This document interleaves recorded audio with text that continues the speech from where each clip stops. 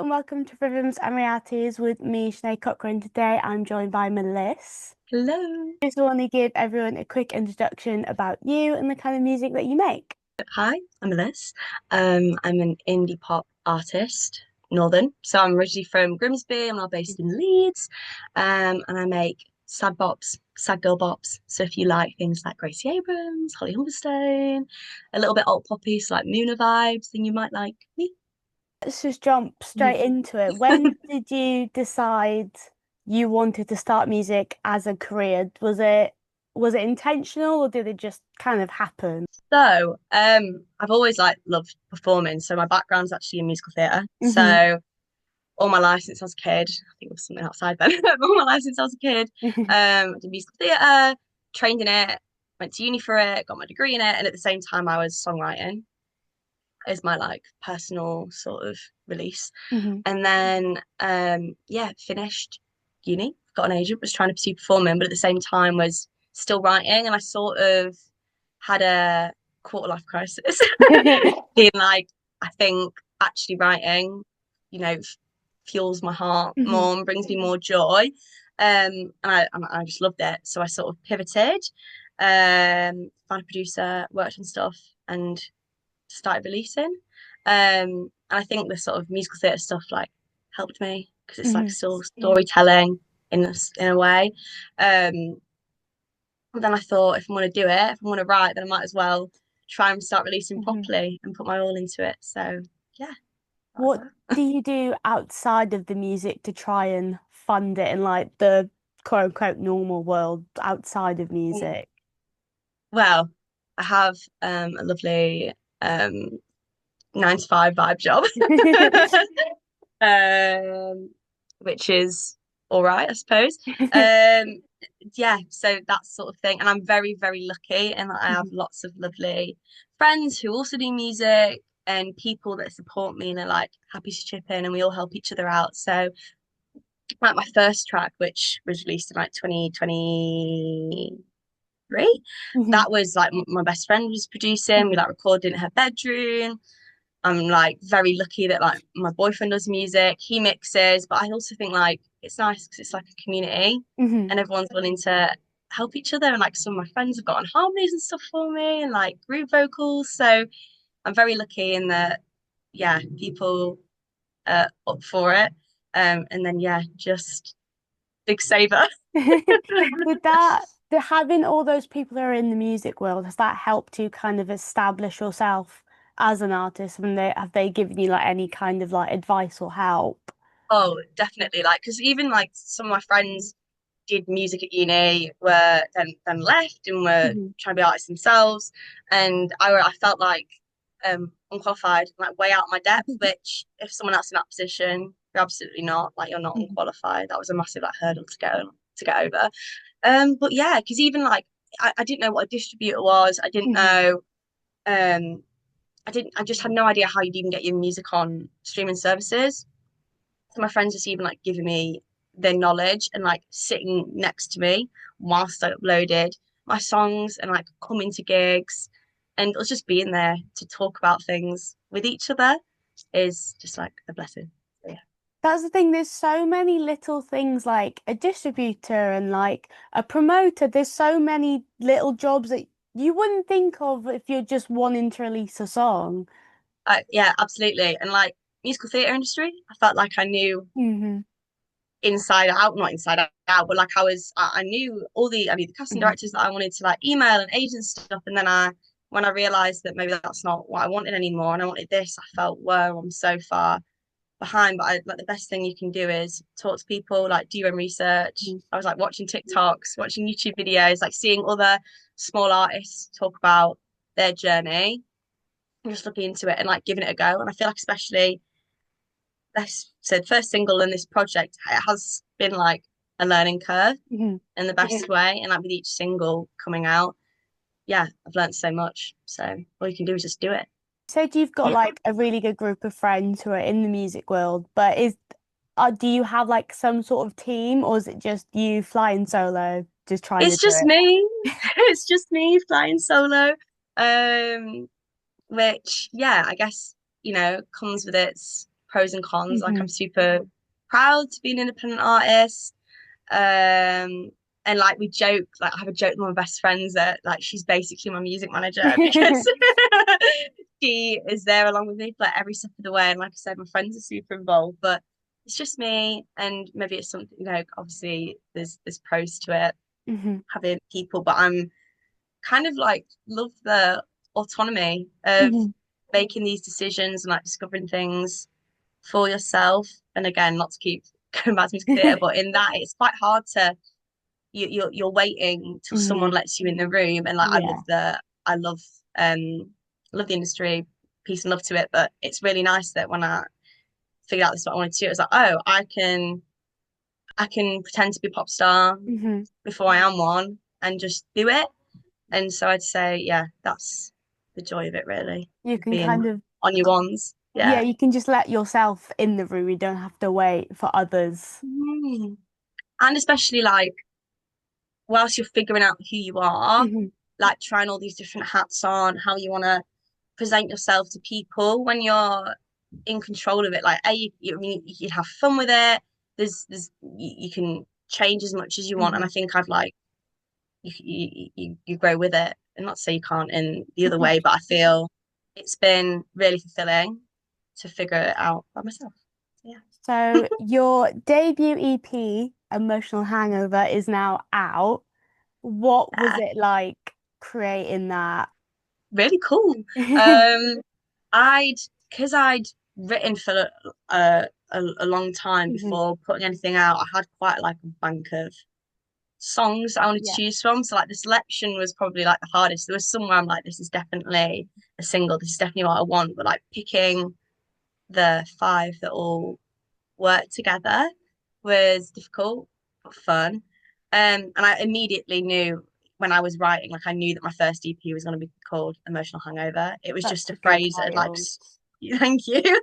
It was just a phrase that had like stuck with me for a Hmm. long time. I feel like summed everything up. Um, so I knew that was there, and I had a bit of a vision. Then it was just finding the songs that fell into place. So the writing was done. I was looking for a producer, found Callum, and we would just, we had like a shared note, and we'd just send things Hmm. back and forth. And he was great. He got like the sound that I wanted, like straight away. And like with each one that we did, I felt like it just kept getting Hmm. stronger, which is really cool. Um, so yeah, and then now it's been the project as a whole. Um, and like the last song coming out is All From Feeling as part of the EP. And it's more acoustic, and I feel like that Hmm. like goes back to like my roots because I've definitely with the earlier singles gone more poppy, but it's been nice to come back to like how it all started and really round off EP. I suppose it's quite fun as like an independent artist. You get to choose if you want to play around with sounds and you can just put whatever you want into that EP. Yeah, definitely, and especially like yeah, experimenting with what you want. There's also no time constraint, I suppose. Like Hmm. I knew for me, I wanted all of them done before I even released any of them, Hmm. just so I knew how I like wanted the whole thing to sound. But it meant that I had time to really like sit and stew over some of them. Other ones, I was like, yeah, this is it straight away. Whereas others, yeah, it took a bit longer. And then like even like newer influences like coming in, I could ride with that wave. How did you choose what tracks made it and what tracks didn't? Is there any that you wish that you could have put on there? Yeah, there's songs that I've like. It's funny because I'm someone that like my friends would say like I sing all the time, like I Mhm. don't shut up. Like I will like whatever I'm doing, like I'm humming to myself. It's like yeah, I'll be in the bathroom like washing my hands or like walking down the street and I don't realize I'm doing it. So when I've had something that I've like written that's like stuck in my head, like Mhm. a melody or a few lines, I'm like, oh, dang it, like I could that's clearly like an earworm and deep rooted with me. Yeah, So there's a few things like that, but I've already got pieces written for like the next thing, and some of it is amazing. yeah, and some of it is like old stuff that's like been reworked, which has been Mhm. nice and visited at with like a slightly more mature lens. And some of it's new, but it's cool when there is something old that does come back around later. I I was gonna think say, that's that. what's it like redoing those old songs, but with kind of all the knowledge that you have now? Um, it's like it's quite like heartwarming, I think, Hmm. because I can like vision myself like at the start of uni, like Hmm. writing these things, and like more so like a lack of confidence Hmm. and feeling like I'm putting words together and not feeling sure of what I'm saying, but I like what I'm saying, but I'm Yeah. not convinced. Yeah. And then now when I look back at it, I'm like, oh, I could see what you're doing there. And when there is a few things that stick out, it's just really like it's quite affirming because it's like, oh no, Hmm. girl, you had it. Like Yeah. keep going. Yeah. And yeah, sort of flipping things and putting a bit of new perspective on it. It's just nice because then you feel like you've really grown with it. So when they do see the light of day, like wow, like it's just got so many more meanings to Yeah. you. Kind of Maybe like a proud child moment that's finally mm, out there. totally, totally, yeah, sure. How how did you decide like I'm always intrigued that when like someone puts out an EP or an album, like the order of the songs that like Mm. the is there a reason why they're in that order or did they just kind of sound good together? Well, I knew that. So when the project comes out, it is sort of like single, single, Hmm. single, and then final at the bottom. But I did pre-plan it. Yeah. So Talk Us to Death is first track, and I knew like straight out the bat, like I wanted like the poppiest Hmm. one that was just like, bam, we're out there, we're being like candid and just like honest but fun. Hmm. And I feel like you maybe hear Emotional Hangover and then you hear this, which is just a sort of a few kind of song.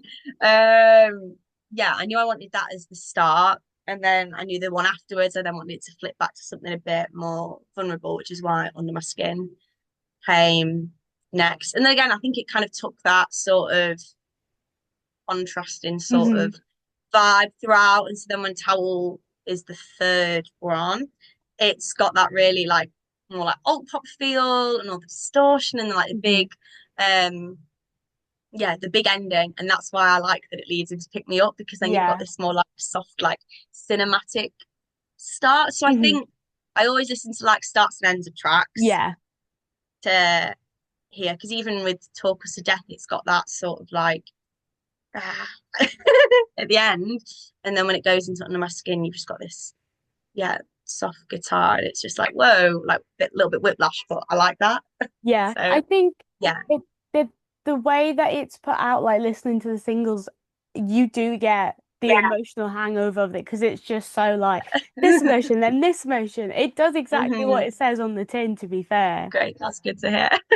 Yeah, and it's definitely that. I feel like emotional hangover itself for me, it's that when you've like cried the night before and then you still feel the Hmm. things the day after and like that post cry clarity. And so I wanted the songs to like all fit somewhere like Hmm. in that cycle and you kind of show a like day and night perspective, like ups and downs. So that's good. And I do think the last track, Old Friend Feeling, is that kind of post-cry like clarity moment where you're like, okay, it's not terrible, it's not great, but we can get on Mm, with it kind of feeling. Because if it's a bit slower, it's a bit more vulnerable.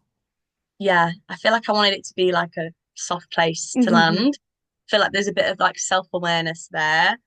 Um, Drying the tears, being like, right, we've done this. I don't want to do Hmm. this anymore.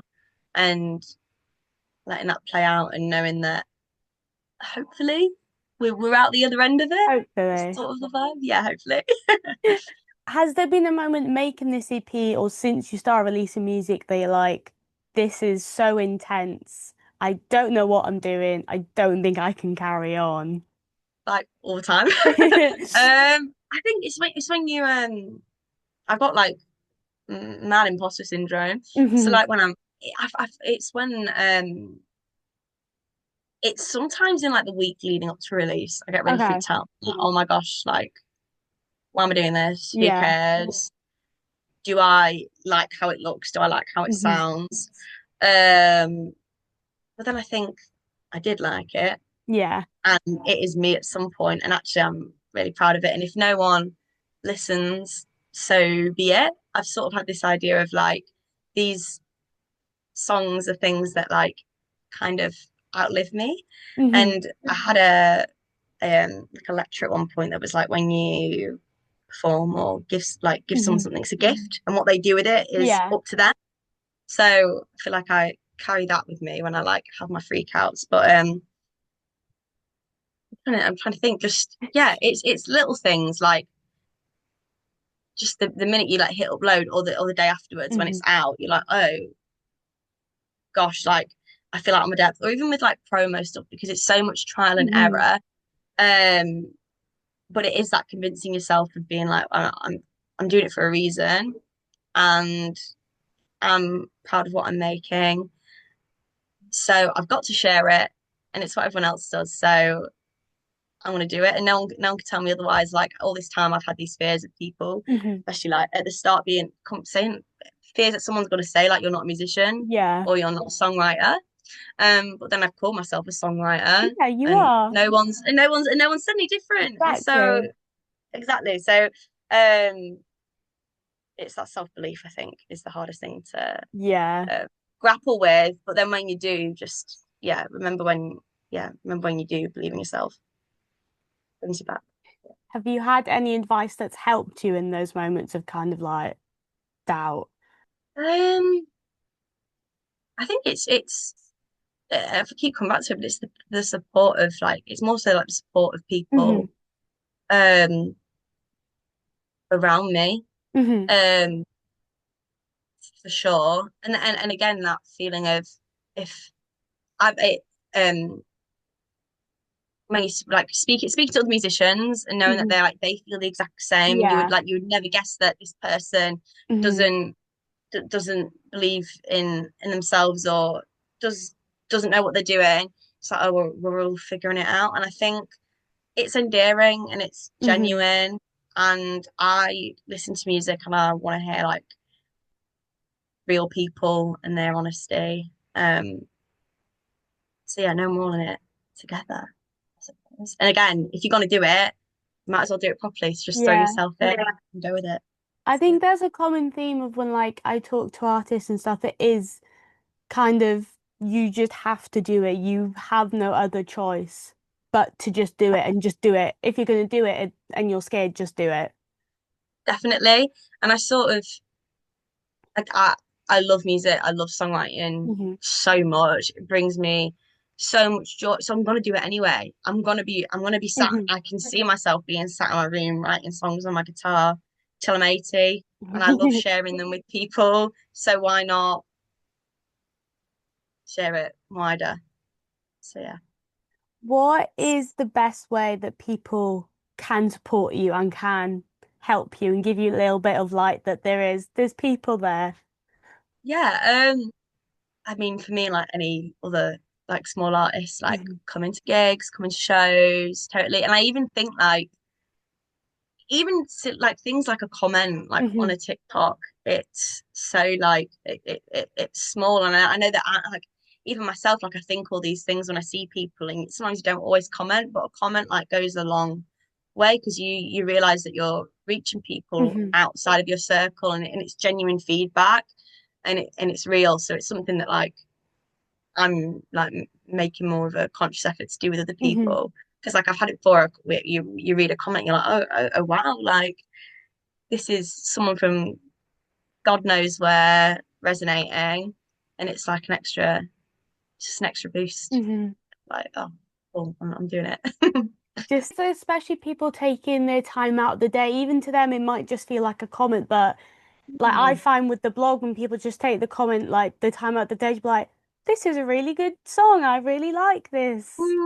Totally, and it is that like it's people's time, people's money, like Hmm. people don't have a lot of it, so Yeah. even sparing those couple seconds just to, drop someone a message or a comment or whatever is like really lovely. So The topic of supporting and helping artists, do you have any like emerging artists that you think people need to be aware of if they're not? I think so. Leeds based. This girl called Lola Sims, Hmm. who she's in Ella's band, which makes her own music. She released an Hmm. EP at the start of the year, and it's just beautiful. So Lola Sims. A girl on TikTok called Hmm. Malika. I I think, just yeah. love her. Yeah, she's got this whole like fair vibe going on. Again, she like released her EP like a few weeks ago, and it's so good, so good. I'm trying to think of because I'm so bad for it. I'll scroll and I'll see all these people and I'll follow them, and I know them when I look at them, not top Yeah. of my head. There's someone called Scout Powell. I think they released Hmm. their first single like a few weeks ago, Cutting Corners, and I love it. I love it, love it, love it. If you just want to quickly tell everyone where they can find your EP, where they can find your socials. Yes, so EP on all streaming services. It's Emotional Hangover by Meliss. So Apple Music, Spotify, whatever you fancy. On socials, it's dot Meliss underscore for Instagram and TikTok. And that's me. That's To talk to you and get to know you a little bit more. And I hope everyone is starting to understand a little bit more about independent artists and how there is a lot going on, but you're all totally. doing incredibly well. Thank you so, so much. This has been a joy. Loved it. Loved it.